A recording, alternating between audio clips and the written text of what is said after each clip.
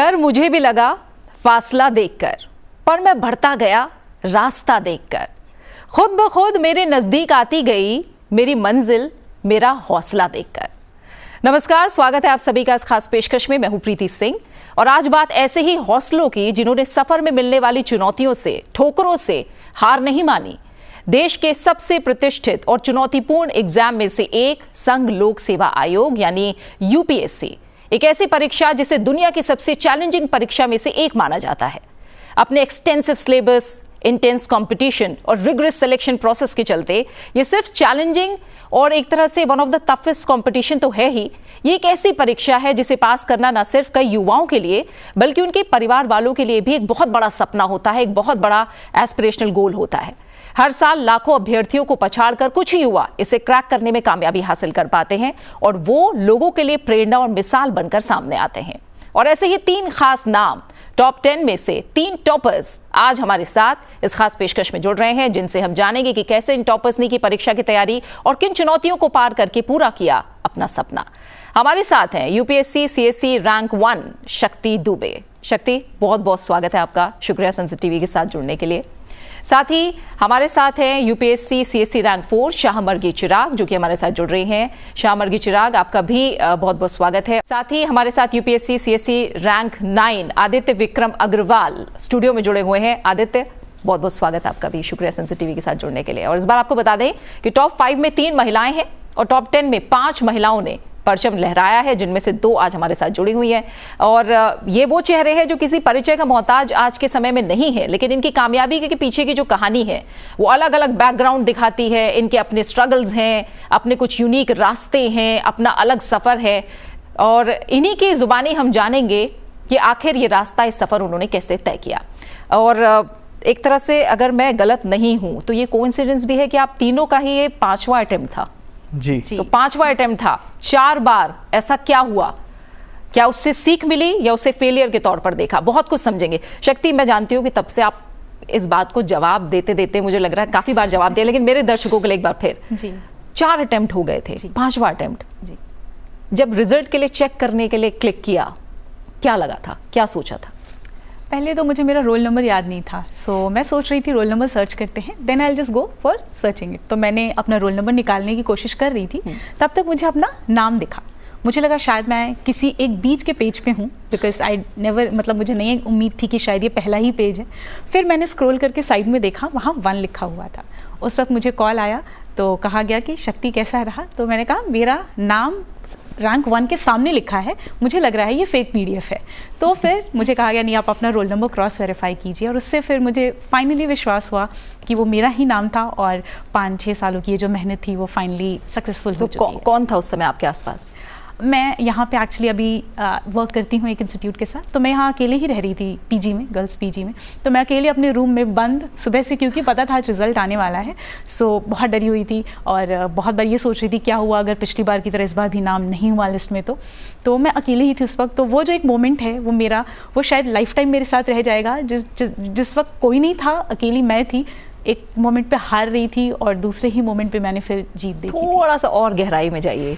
क्या आपको जब पता लगा नहीं ये पहला नाम मेरा ही है, क्या आंखों में आंसू आए या खुशी से मुस्कान आई? पहले आपने मम्मी पापा को फ़ोन मिलाया, क्या कुछ हुआ? थोड़ा सा और बताइए। जब मैं कंफर्म हो गई कि वो मेरा ही नाम है, तो एक मोमेंट के लिए तो मैं बिल्कुल शॉक्ड, बिकॉज मुझे मैसेजेस आने लग गए थे कांग्रेट्स करके और AIR1। तो पहले तो मुझे मोमेंट लगा कि खुद को रियलाइज़ करने का कि ये हो गया है। फिर मैं थोड़ी देर वो खुशी के आंसू कहो, सुकून के आंसू कहो, वो थे। फिर मैंने सबसे पहला फ़ोन पापा को मिलाया, तो पापा को मैंने कॉल किया और मैंने कहा पापा रिज़ल्ट आ गया। एंड क्योंकि मेरी आवाज़ कांप रही थी, मैं रो रही थी, तो उन्हें ये लगा कि नहीं हुआ इस बार भी। तो उन्होंने कहा कोई बात नहीं, जाने दो, रहने दो, होता है, कभी हम हारते हैं, कभी हम जीतते हैं। तब मैंने पापा से कहा पापा नहीं पापा हो गया।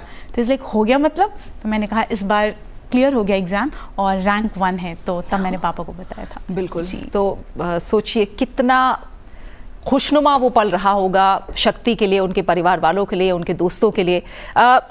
मैं शाहमर्गी आपसे समझूं तो जैसे मैंने कहा कि 5वां अटेम्प्ट आपका भी, 4 बार आप लोगों ने देखा कि किस तरह के उतार चढ़ाव देखते हुए आप लोग यहाँ तक पहुंचे।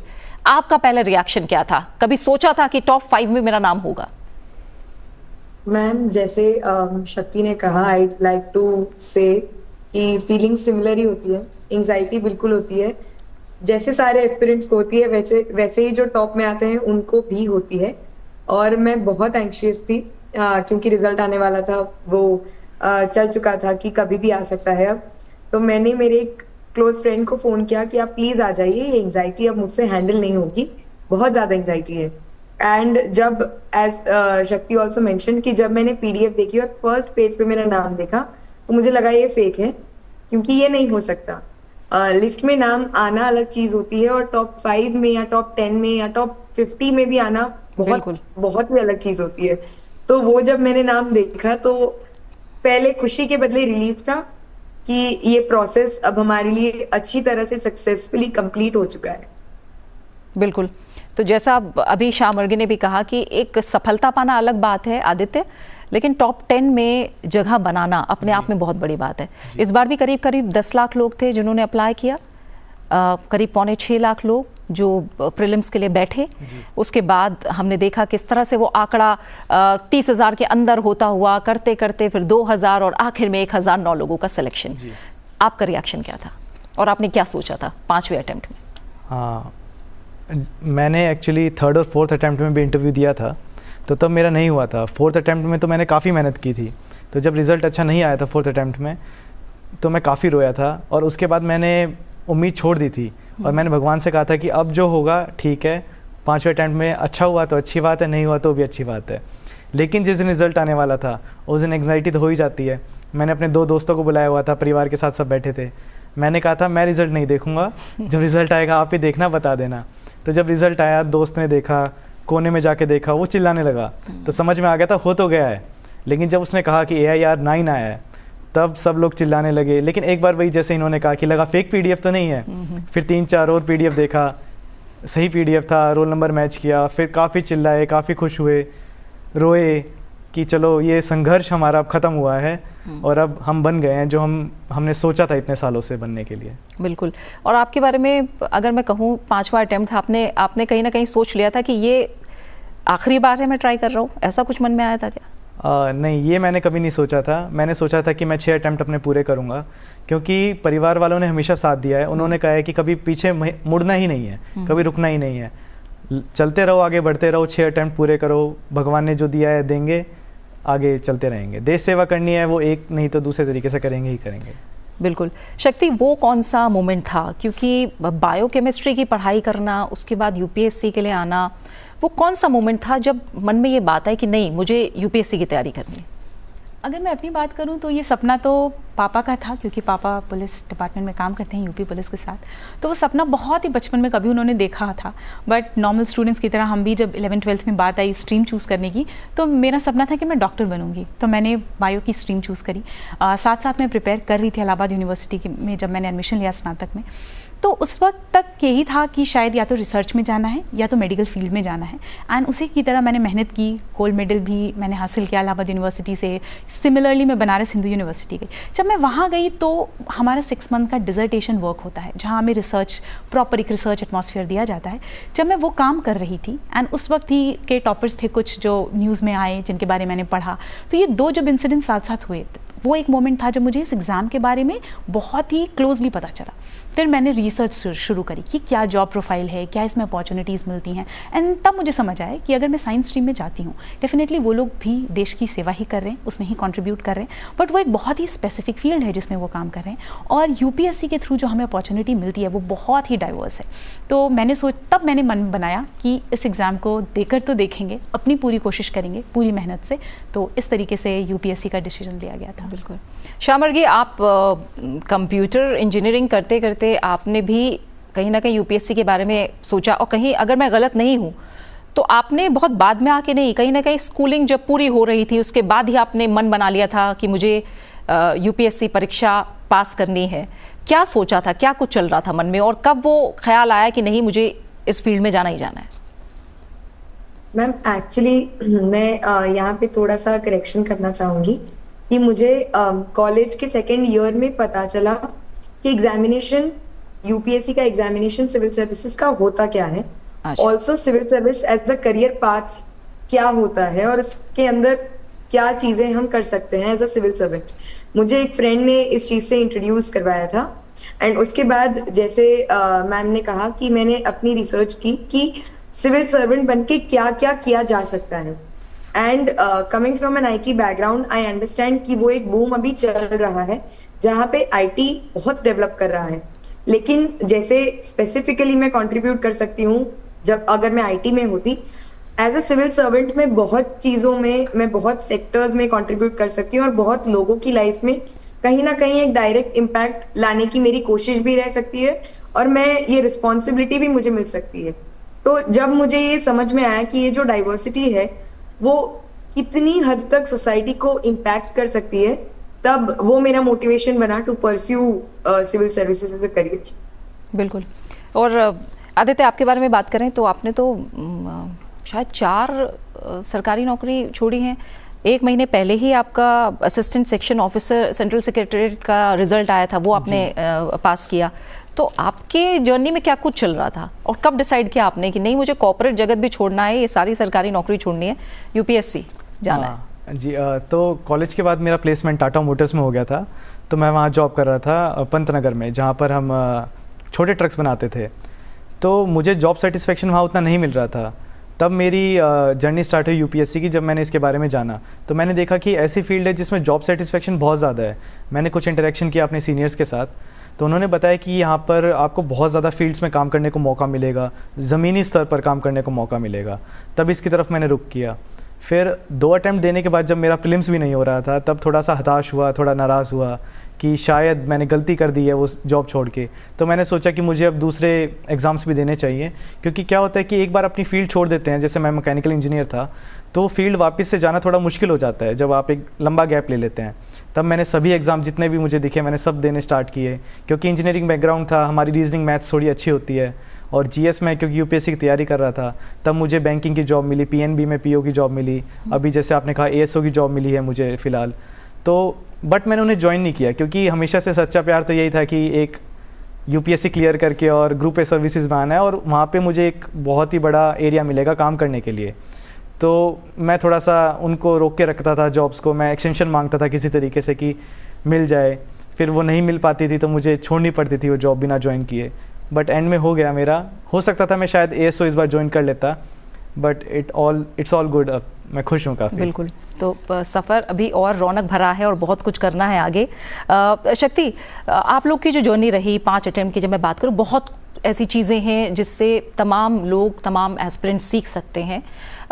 मैं शुरुआत से शुरू करना चाहूँगी, क्योंकि जब कोई भी छात्र एस्पिरेंट ये डिसाइड करता है कि मुझे UPSC की तैयारी करनी है, हर एक के आगे ना बहुत सारा कन्फ्यूजन होता है। ये सिलेबस है, कैसे शुरू करना है, क्या करना है, कंटेंट इतना है इंटरनेट पे भी और बातचीत में भी, बहुत सारी चीज़ें हैं जो लोगों के सामने आती हैं। शुरुआत कैसे हुई थी? क्या वो कन्फ्यूजन आपके मन में भी था? मेरी जर्नी आई थिंक अभी तक तो बहुत ही ज़्यादा लोगों को पता है। 5वां अटैम्प्ट था ये मेरा। पहले 3 अटैम्प्ट्स में मैंने प्रीलिम्स नहीं क्वालिफाई कर पाई मैं। तो ये जो आप बात कर रहे हो कन्फ्यूजन की, वो मैंने फेस किया फर्स्ट 2 अटैम्प्ट्स में। और मैं एस्पिरेंट्स को यही एडवाइस करना चाहूँगी कि UPSC एक बहुत ही वास्ट एग्जाम है। जब तक आप अपना होमवर्क नहीं कर लेते, you should never enter this field. मेरी गलती यही थी, मैंने बस सुना बिना किसी प्रॉपर रिसर्च के कि क्या होता है, क्या इसमें मेहनत लगेगी कितनी, क्या करना चाहिए, क्या बेसिक्स हैं। मैं जस्ट एंटर कर गई इस फील्ड में। और ये रीज़न था कि एग्ज़ाम को फिगर आउट करने में ही कि भाई प्रीलिम्स स्टेज में क्या रिक्वायरमेंट है, मेंस में कैसे पूरा पैटर्न चेंज हो जाता है, बिकॉज आपका प्रीलिम्स MCQ टाइप है, मेंस आपका सब्जेक्टिव है। तो ये किस तरीके से you need to change, you need to switch, अब ये मुझे बिल्कुल पता नहीं था। ऑप्शनल की क्या इंपॉर्टेंस होती है मेंस में, तो वो सारी चीज़ों को मैं फिगर आउट करते ही, क्योंकि तब मैं जॉब भी कर रही थी, तो पहले 2 अटैम्प्ट्स मैं नहीं क्लियर कर पाई प्रीलिम्स। तब मैंने डिसाइड किया और मुझे समझ आया कि UPSC एक ऐसा एग्ज़ाम है जिसको फुल फोकस प्रिपरेशन की ज़रूरत होती है, बिकॉज जैसे आपने मेंशन किया सिलेबस बहुत ही वाइड है, इसमें कई सारे सब्जेक्ट्स हैं और वो डाइवर्सिटी जो है दैट डिमांड्स कि भाई आप हर सब्जेक्ट को इक्वली इंपॉर्टेंस दे पाओ। तो इन सब चीज़ों को मैं समझने के लिए फिर वो था वो मेरा 3rd अटैम्प्ट, जब मैंने प्रॉपर ब्रेक लेके फुल प्रिपरेशन के साथ ऑप्शनल चूज़ करके मेंस और प्रीलिम्स की डिफरेंसेस को समझ के तब दिया। बट उस ईयर मैं 1 मार्क्स से प्रीलिम्स फेल कर गई थी। बट मैं ये एक चीज़ जो मैंने नोटिस किया ना कि जब आप तैयारी के साथ फेल होते हो ना, तब आपके पास ये एक्चुअली अपॉर्चुनिटी होती है कि आप समझ पाते हो गलतियाँ कहाँ हुई। जब बिना प्रिपरेशन के जाओगे तो आप ये नहीं पता लगा पाओगे कि मेरी गलती हुई कहाँ। तो थर्ड अटेम्प्ट में फिर मैंने वो चीज़ें नोट डाउन करी, वो जो शॉर्टकमिंग्स रह गई थी, एंड दैट्स हाउ फिर मैं 4th अटेम्प्ट में आई and things went on smoothly. बिल्कुल। और लास्ट अटेम्प्ट की भी बात करें तो महज 12 मार्क्स जी। से शक्ति का सिलेक्शन होने से रह गया था। और कहीं ना कहीं आपके भाई ने भी ये बात कही थी कि शक्ति बिल्कुल भी मन छोटा मत करो, रैंक 1 तुम्हारा इंतजार कर रही है। बिल्कुल ये बात हुई थी और वो सच भी साबित हुई। तो भाई का क्या रिएक्शन था? मैं अभी बताती हूँ कि लास्ट ईयर का जो टाइम था, ये अप्रैल का ही महीना था, 16 अप्रैल को रिजल्ट आया था। और वो एक टाइम जब आप नाम सर्च कर रहे हो PDF में, वो दिखाता है नो रिजल्ट्स फाउंड, वो आई थिंक बहुत एस्पिरेंट्स इससे रिलेट कर पाएंगे। दैट वाज एक बहुत ही लो फेज होता है वो, क्योंकि जब इंटरव्यू तक आप जाते हो ना, आपके अंदर एक लेवल ऑफ कॉन्फिडेंस रहता है, दैट मे बी ऐसा। तो वैसा हुआ। बट ये था कि जब रिजल्ट आया और मैं बिल्कुल ही हताश कि नहीं देना, अब रोकते हैं, अब UPSC हो गया, अब मुझे दूसरे स्ट्रीम में जाना है, क्योंकि फाइनेंशियल इंडिपेंडेंस इस एज पे एक रिक्वायरमेंट है अपने लिए। तो मैंने ये सोचा था, तब पापा और भाई थे साथ में, मम्मी पापा, मतलब सबका ही साथ रहा है, सिबलिंग्स का। तो भाई ने कहा था कि यू हैव वर्क 4 साल, आपने बड़ी मेहनत करी है, आपने दिया, इस बार सिर्फ 12 नंबर से रह गया है। मीन्स ये सोचना है कि भगवान ने कुछ बड़ा सोच के रखा होगा, तो भगवान ने शायद तुम्हारे लिए रैंक 1 बचा के रखी है। तो तुम बस एक क्लास ट्राई कर लो, उसके बाद तुम्हें कोई नहीं बोलेगा करने को। एंड आई एम थैंकफुल कि मैंने वो चांस लिया और आई वेंट अहेड। तो हाँ, इसी तरीके से, और वो बात सच भी साबित हुई है। शाह वर्गी, अगर मैं आपकी बात करूं, थोड़ा सा जो आपके 5 अटेम्प्ट्स रहे, शुरुआत कैसे हुई? जैसे आपने बोला कि सेकेंड ईयर कॉलेज में आपने जानना शुरू किया, समझना शुरू किया, लेकिन जब तैयारी की बात आई तो आपको लगता है क्या कि पहले ही अटेम्प्ट से बहुत सारी चीज़ें क्लियर थी, या आपके मन में भी कन्फ्यूजन था कहीं ना कहीं? मैम, आई थिंक यही बहुत बड़ा मेजर फैक्टर रहता है कि कोई इंसान 5 अटेम्प्ट तक पहुंचता है। जब पहले उसके इनिशियल अटेम्प्ट्स थोड़े से कंफ्यूजन में चले जाते हैं। मैंने अपना पहला अटेम्प्ट दिया कॉलेज के तुरंत बाद, अगस्त 2020 में मैंने कॉलेज का फाइनल एग्जामिनेशन दिया, और क्योंकि कोविड तब हिट किया था तो डेट एक्सटेंड हो गई थी प्रीलिम्स की, and it went on in October 2020। तब मैंने मेरा पहला प्रीलिम्स दे दिया विदाउट थिंकिंग कि पहला अटेम्प्ट कितना इंपॉर्टेंट होता है, कितना महत्वपूर्ण होता है किसी भी एस्पिरेंट की जर्नी में। और जब अगर पहला अटेम्प्ट आपका सक्सेसफुली, मतलब अच्छी तैयारी के साथ, अच्छी क्लैरिटी के साथ हो और एक कंफ्यूजन में हो, उन दोनों में बहुत सिग्निफिकेंट डिफरेंस आ जाता है। तो मेरे इनिशियल दोनों अटेम्प्ट्स में बहुत ज्यादा कंफ्यूजन था, रिसोर्सेज के रिलेटेड, प्रीलिम्स और मेंस की तैयारी कैसे अलग होती है उसके रिलेटेड। तो जब मैं थर्ड अटेम्प्ट में पहुंची, विच वॉज इन 2022, पहले 2 अटेम्प्ट्स में मैं प्रीलिम्स क्लियर नहीं कर पाई थी। 22 में क्योंकि मैंने प्रीलिम्स पे इतना ज्यादा फोकस कर लिया था कि मुझे समझ में आया कि प्रीलिम्स में मेरी क्या शॉर्टकमिंग्स है, वो मैंने नोट डाउन की, लेकिन मेंस के लिए क्या चाहिए वो मैं उन 3 महीनों में फिगर आउट कर रही थी, बिटवीन प्रीलिम्स एंड मेंस। तो उसकी वजह से वो समय बहुत कम होता है जहां आप फिगर आउट नहीं कर सकते, जहां आपको सिर्फ मेंस के लिए तैयारी करनी है। तो वो तैयारी मैं इतनी अच्छे से नहीं कर पाई, जिसकी वजह से मेरा मेंस उस साल क्लियर नहीं हुआ। उसके बाद 2023 में मुझे समझ आया कि मेंस की तैयारी प्रीलिम्स से पहले काफी हद तक हो जानी चाहिए। तो तब 2023 में मैं मेंस क्लियर कर पाई और मैं पर्सनालिटी स्टेज तक पहुंच पाई। लेकिन क्योंकि प्रीलिम्स और मेंस दोनों में ही इंसान चुप हो जाता है, और स्पेशली जब आपका चौथा अटेम्प्ट हो तो सोशल सर्कल कहीं ना कहीं डिसअपियर हो जाता है, क्योंकि आप अपनी तैयारी में इतने इन्वॉल्व हो जाते हैं, आपकी तैयारी आपका इतना समय ले लेती है कि आपको सोशली कोई और चीज करने का समय मिलता नहीं है। तो आपकी जो बोलने की प्रैक्टिस है, जो इंटरेक्शन होता है आपका सोशली, वो बहुत कम हो जाता है, और इंटरव्यू में एग्जैक्टली वही चाहिए। तो वो क्योंकि कल्टिवेट नहीं हो पाया था, उसकी वजह से मेरे 4th अटेम्प्ट में मैंने 18 मार्क्स के मार्जिन से फाइनल लिस्ट मिस कर दी थी।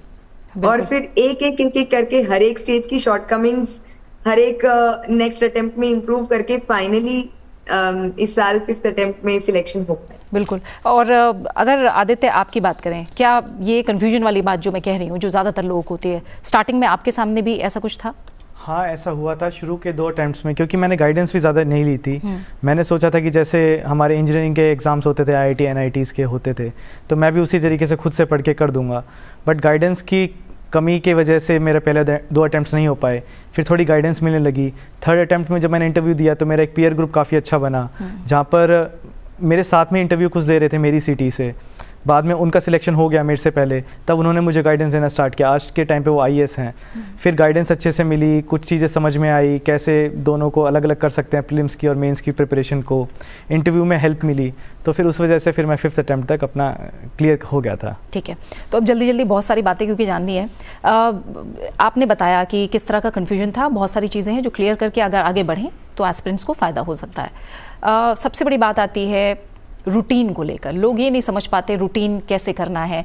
कई बार बात आती है कि 10 घंटे, 12 घंटे, 15 घंटे, घंटों में जोड़ दिया जाता है। कौन सी ऐसी चीज़ें हैं जो दिमाग में रख कर तैयारी को शुरू करना है आपके हिसाब से? अगर आर्ट्स की बात करें, मुझे नहीं लगता आर्ट्स उतने ज़्यादा इंपॉर्टेंट है जितना ज़्यादा इंपॉर्टेंट है वो क्वालिटी स्टडी टाइम। ठीक है, तो मैंने कभी ऐसा नहीं रूटीन रखा कि इतने बजे उठना है या इतने बजे सो जाना है। मेरा ये एक चीज़ होती थी कि लाइक एक दिन में मुझे 4 चीज़ें करनी है। पहला है करंट अफेयर्स, जिसके लिए मैं न्यूज़पेपर फॉलो करती थी। सेकेंड है GS पढ़ना है, वो मेंस और prelims oriented. Third option optional का एक स्लॉट होता था जिसमें मुझे अपना ऑप्शनल करना है। और फोर्थ स्लॉट मैंने हमेशा से प्रैक्टिस कर रखा है।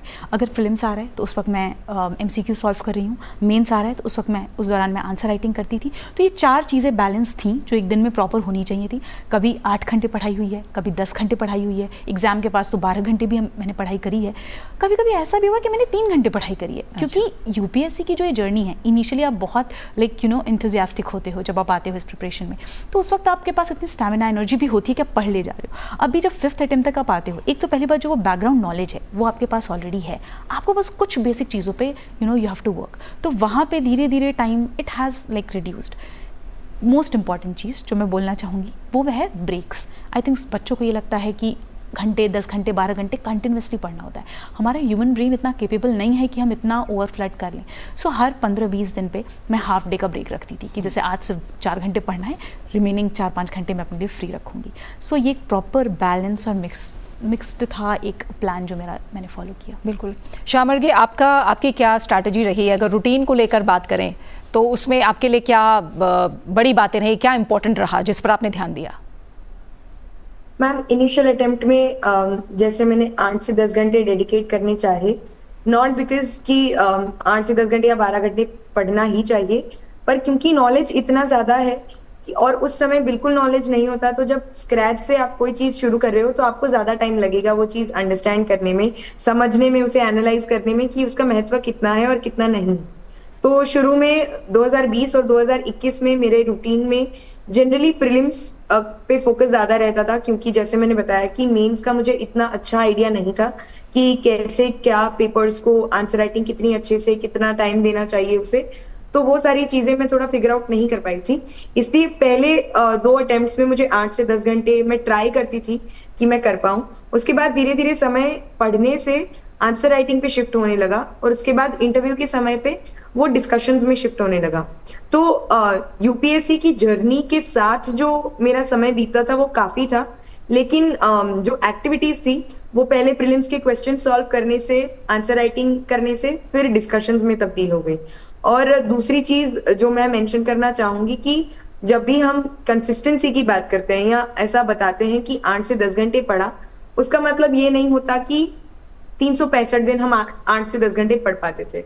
बहुत सारे बैड डेज होते हैं, बहुत सारे दिन होते हैं जब आपका बिल्कुल मन नहीं करता, कि आप पढ़ना चाहते हैं, आप गिव अप भी करना चाहते हैं कभी कभी, और ये सोच लेते हैं कि इतनी मेहनत क्यों, क्या ये सफलता जो मैं चाहता हूँ या चाहती हूँ वो मुझे मिलेगी इतनी मेहनत के बाद भी।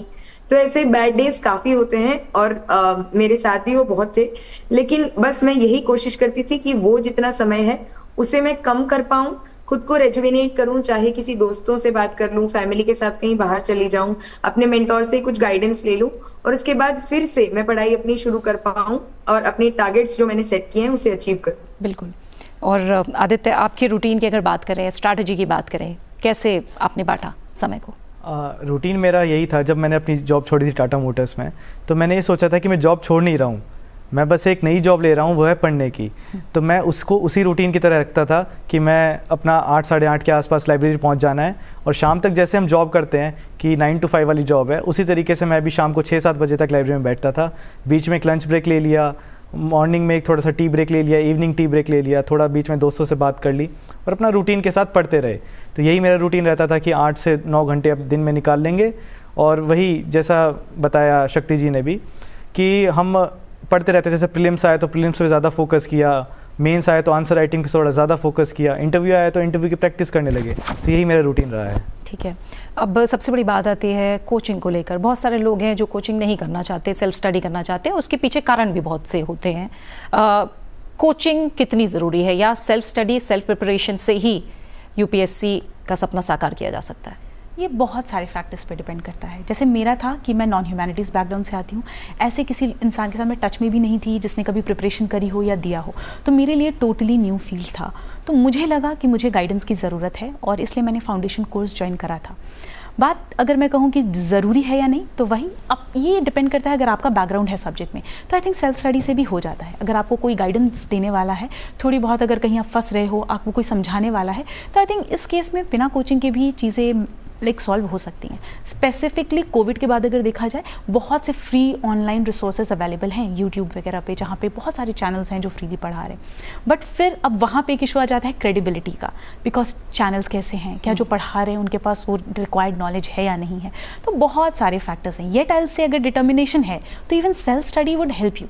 बट अगर आप थोड़े से भी कन्फ्यूज हो, तो मैं कहती हूँ कि अगर आप कन्फ्यूज हो, आपको गाइडेंस चाहिए, तो आप मेंटरशिप भी अवेल कर सकते हो। आप अगर चाहो तो किसी कोर्स में एनरोल कर सकते हो। आपने क्योंकि बोला ह्यूमैनिटीज़ आपने सेलेक्ट किया, और तीनों ने ही ह्यूमैनिटीज़ सेलेक्ट किया, जबकि तीनों ही कहीं ना कहीं साइंस बैकग्राउंड से जुड़े हुए हैं।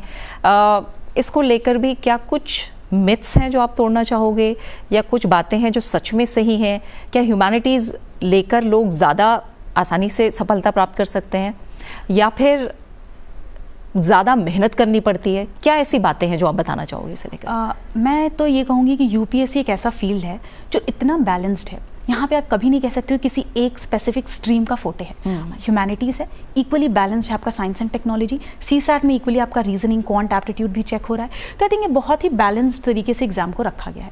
मैंने जो साइंस से ह्यूमैनिटीज़ का स्विच था, वो इसीलिए इनिशियली मुझे थोड़ा कंफ्यूजिंग लगा। बट अगर बात करें लाइक ऑप्शनल में भी मैंने ह्यूमैनिटीज़ सब्जेक्ट ही लिया। इसके भी कुछ अपने कारण थे। फर्स्ट, आई थिंक ऑप्शनल एक ऐसा सब्जेक्ट है जिसके साथ आप मैक्सिमम टाइम अपना प्रिपरेशन का स्पेंड करते हो। तो ज़रूरी है कि वो सब्जेक्ट आपको इंटरेस्टिंग लगे, क्योंकि आपको बहुत ज़्यादा टाइम देना है। तो मैंने इनिशियली तो सोचा था कि कोई बायो स्ट्रीम से रिलेटेड हो तो ऐसा कोई ऑप्शन मैं लूँगी, बट उसमें मुझे इंटरेस्ट नहीं आया। मे बी ये था कि मैंने पिछले 5-10 सालों में इतना साइंस पढ़ लिया था। गोल्ड मेडलिस्ट होने के बाद आपने उसको चेंज करा ऑप्शनल सब्जेक्ट को? जी, बिकॉज एक्चुअली जो प्रॉपर लाइफ साइंस का सब्जेक्ट है बायोकेमिस्ट्री, वो यहाँ नहीं था ऑप्शनल के लिए। एंथ्रोपोलॉजी था जिसके कुछ यूनिट्स थे, बट बाकी इनिशियली जब मैंने देखा तो उतना मुझे इंटरेस्टिंग नहीं लगा। But political science and international relation, मैं आज भी कहती हूँ कि ये एक ऐसा सब्जेक्ट है जिसने मुझे लास्ट अटैम्प्ट में आई थिंक लिस्ट के बाहर रखा, और ये इस अटैम्प्ट में आई थिंक वही सब्जेक्ट है जो मुझे आगे लेकर गया। बिकॉज द थिंग इज़ कि मैंने इतना इंटरेस्टिंग था कि मैं इफ़ आज क्या पूरा दिन PSIR पढ़ो, मैं पूरे दिन पढ़ सकती हूँ। तो इंटरेस्ट एक फैक्टर होता है that you have to take into account. तो वो एक ज़रूरी चीज़ थी जिसकी वजह से मैंने ह्यूमैनिटीज़ का ऑप्शन ऑप्ट किया था। ठीक है श्यामर्गी, आपके अगर ऑप्शनल सब्जेक्ट की बात करें, सब्जेक्ट को लेकर डिसीजन लेना कितना आसान या मुश्किल रहा आपके लिए? मैम थोड़ा सा मैं कहूँगी मेरे लिए आसान था, क्योंकि जो मेरी फील्ड थी कंप्यूटर इंजीनियरिंग, तो वो लिस्ट ऑफ ऑप्शनल सब्जेक्ट्स में अवेलेबल नहीं था। सेकेंडली तो टेक्निकल सब्जेक्ट्स तो वहीं पे मेरे लिए ऑप्शन नहीं था कि मैं ले सकती हूँ। दूसरी चीज, ह्यूमैनिटीज में सोशियोलॉजी ने मुझे बहुत इंटरेस्ट किया, क्योंकि उसके जो मैंने कॉन्सेप्ट्स जब थोड़े थोड़े NCERT से पढ़े, तो मुझे लगा इसे जब मैं डेप्थ में पढ़ूंगी तो मैं मेरी आसपास की सोशल रियलिटी में भी इसे ऑब्जर्व कर पाऊंगी, और ये जो इंटर रिलेशन है वो ईजियर बनाता है आपकी स्टडी को। दूसरी चीज, जैसा शक्ति जी ने कहा कि आप ऑप्शनल के साथ बहुत समय बिताते हैं, और जब मैंने सोशियोलॉजी की थोड़ी सी NCERT और थोड़ी सी बुक्स पढ़नी शुरू की, तब मुझे समझ आया कि ये सब्जेक्ट बहुत एंगेजिंग है और इसे रियलिटी से इंटररिलेट करना बहुत आसान होता है एक बार आप कॉन्सेप्ट को समझ लें। और तीसरी चीज कि रिसोर्सेज इसके बहुत अच्छे अवेलेबल हैं। तो जब भी तैयारी करने की बात आती है ऑप्शनल की, तो उसके अच्छे रिसोर्सेज होना वो एक एज देता है आपको आपकी प्रिपरेशन में। एंड फाइनली अपने आप को मुझे लगा कि मैं अच्छे से एक्सप्रेस कर पाऊंगी अगर मैं ये सोशियोलॉजी सोशियोलॉजी को ऑप्ट करती हूँ। And technical complimented with social aptitude I think will make a great combo, so that is why मैंने सोशियोलॉजी चूज की। ठीक है, और एंथ्रोपोलॉजी चूज करने के पीछे क्या वजह रही आदित्य? मेरा पहले नहीं था कि मैं एंथ्रोपोलॉजी लूँ। मैंने पहले अपना जो ग्रेजुएशन सब्जेक्ट है मैकेनिकल इंजीनियर की तरफ देखा। बट 1 महीने पढ़ने के बाद मुझे पता चला कि जो 4 साल में मैंने पढ़ा है पिछले कॉलेज में, मुझे उतना अच्छे से नहीं आता और मैं वो नहीं कर पाऊँगा। फिर मैंने मैथमेटिक्स की तरफ रुख किया, क्योंकि 11th-12th में काफ़ी अच्छा मैथमेटिक्स हमने पढ़ा था। बट 1 महीने बाद वो भी पता चला कि मैथमेटिक्स भी नहीं हो पाएगा, क्योंकि वो काफ़ी ग्रेजुएशन लेवल का मैथमेटिक्स पूछ रहे हैं। एंथ्रोपोलॉजी फिर मैंने जब देखा तो सिलेबस इंटरेस्टिंग लगा, और एंथ्रोपोलॉजी में कहते हैं कि ये सब्जेक्ट वो है जो most science of humanity subject है। तो मुझे लगा कि कहीं ना कहीं ये थोड़ा सा साइंस की तरफ भी ओरिएंटेड है और कहीं ना कहीं ह्यूमैनिटीज़ की तरफ भी ओरिएंटेड है। तो नेचुरली क्योंकि साइंस बैकग्राउंड है मेरा, तो थोड़ा सा इस तरफ मेरा रुख बना। और जब पढ़ने लगा तो जब पता चला कि मानव ज्ञान के बारे में है, मानव से जुड़ा हर पहलू इसमें इंक्लूड है, चाहे वो उसका बायोलॉजी हो, चाहे वो उसका सोसाइटी हो, चाहे हमारे ट्राइबल्स हों, या फिर चाहे हमारा इवोल्यूशन हो कि कैसे मानव इवॉल्व हुआ है पुराने से लेके आज तक। तो काफ़ी इंटरेस्टिंग लगा, और फिर जब पढ़ने लगा तो अच्छा लगा, और फिर आज यहाँ पर हूँ मैं। यानी कहीं ना कहीं इंटरेस्ट जो है बड़ा फैक्टर तीनों ही केसेस में जो हम सुन पा रहे हैं रहा है।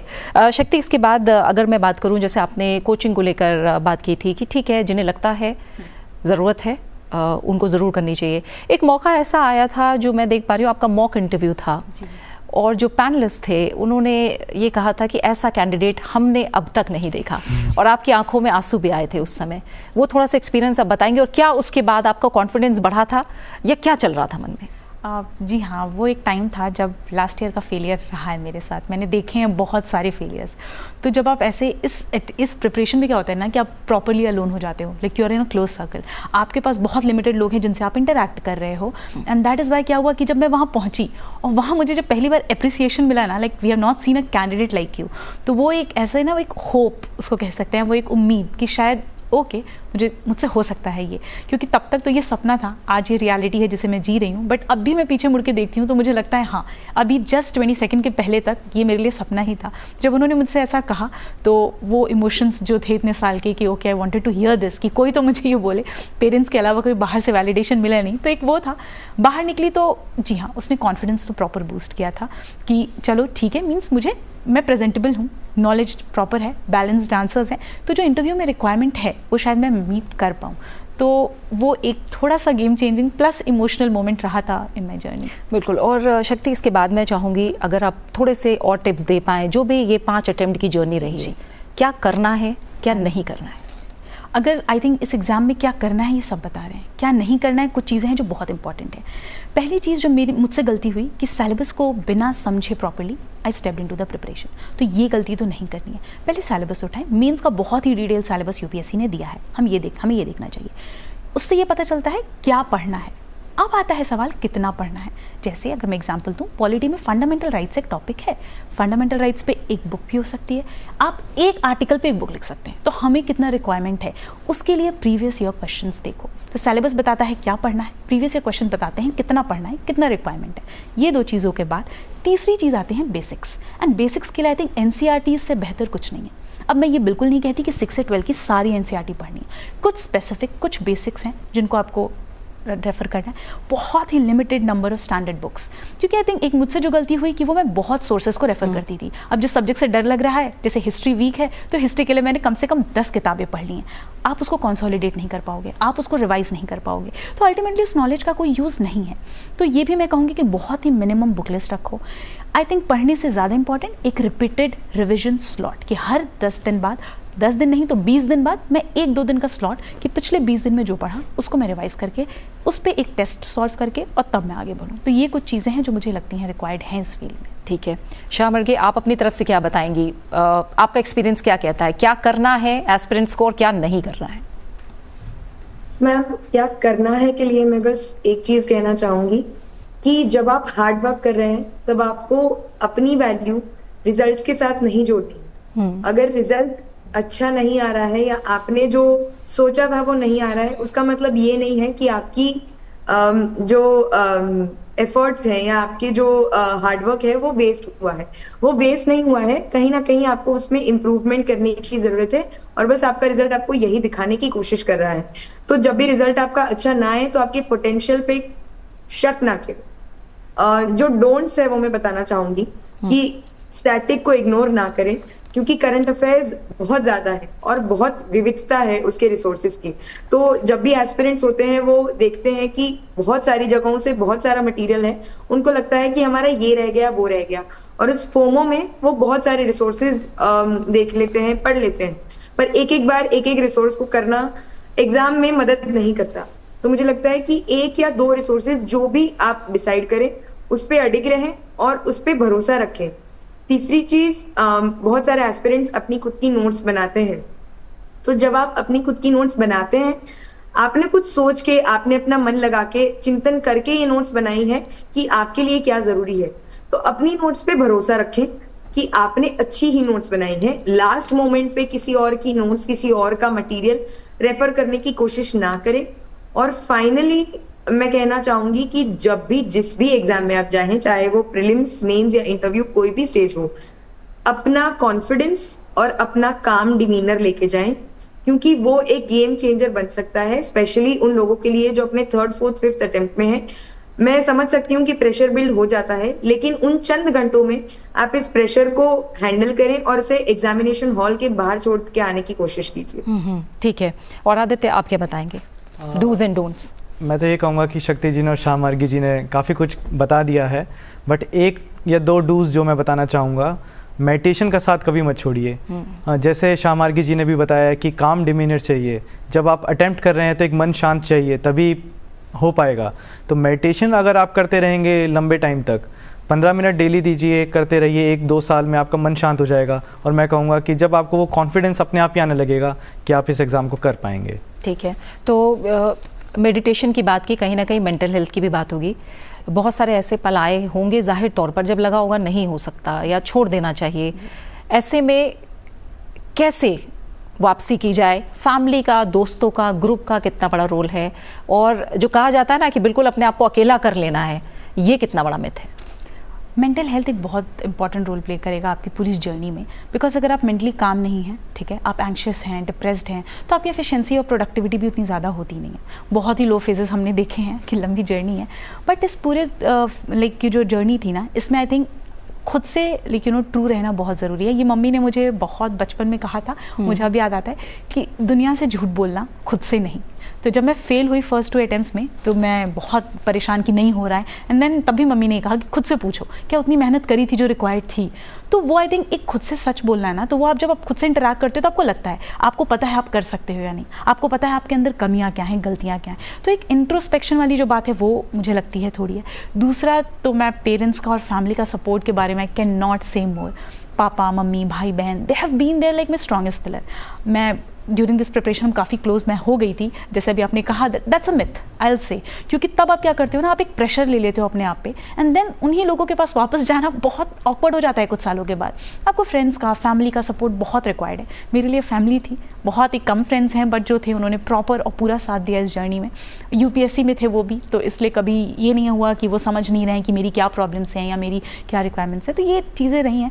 तो दीज 3 थिंग्स अगर मैं सम अप करूँ, खुद से लाइक ट्रू रहना और इंट्रोस्पेक्ट करना, पेरेंट्स का सपोर्ट रहना, फैमिली का, फ्रेंड्स का, आई थिंक इससे। बिल्कुल। शाह मार्गी, आखिर में आपका कोई और मैसेज जाते जाते? मैम, इसमें मैं बस एक चीज ऐड करना चाहूंगी कि एक मेंटोर ने मेरी जर्नी में एटलीस्ट बहुत बड़ा रोल प्ले किया था। उत्कर्ष सर थे जिन्होंने मेरे सारे लोज में मुझे समझने की कोशिश की थी और मुझे समझा था, क्योंकि मेरे पेरेंट्स इस बैकग्राउंड से नहीं आते, तो वो इतना नहीं समझ पाए थे कि इस जर्नी में कितने लोज आ सकते हैं और ये जर्नी क्या क्या एक इंसान से सैक्रिफाइस करवा सकती है। तो वो मेरे मेंटोर से जब मैं डिस्कस करती थी, अपने लोज जब शेयर करती थी, तो वो हमेशा होते थे। तो I think right guidance and one person who is there to listen to you and who knows कि कितनी सैक्रिफाइसेस इस जर्नी में जाती हैं। अगर आप ऐसे कुछ किसी इंसान को ढूंढ सके तो वो आपके लिए इस जर्नी में एज अ बून एक्ट करेगा। बिल्कुल। आखिर में एक सवाल आदित्य, कई लोग जो आप लोगों ने भी कहीं ना कहीं सोचा था कि सोशल सर्विस, कहीं ना कहीं समाज के लिए कुछ करना है, इसलिए हमें इतनी सारी चीज़ें छोड़कर आप लोगों ने UPSC की तरफ कदम रखा, लेकिन बहुत से ऐसे लोग हैं जो UPSC क्रैक नहीं कर पाते, तो उसे वो एक फेलियर के तौर पर ना लेकर एक सीख के तौर पर कैसे ले सकते हैं और कैसे अपना काम समाज सेवा के लिए जारी रख सकते हैं, उनके लिए क्या मैसेज है? ये बात सच है कि काफ़ी लोग नहीं क्लियर कर पाते हैं। अगर 1000 बच्चे सिलेक्ट हो रहे हैं इंटरव्यू के थ्रू, तो 2000 ऐसे भी हैं जो सिलेक्ट नहीं हो रहे हैं।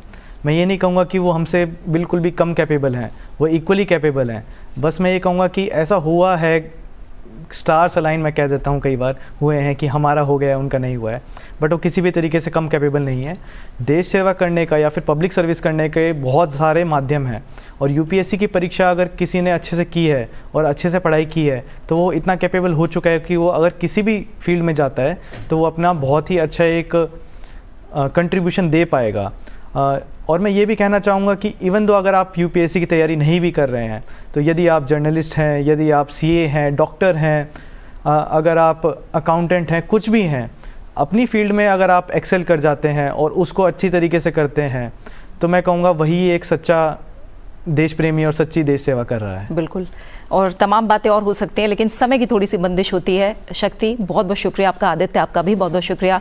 श्यामर्गी हमारे साथ जुड़ी, आपका भी बहुत बहुत शुक्रिया हमारे साथ जुड़ने के लिए।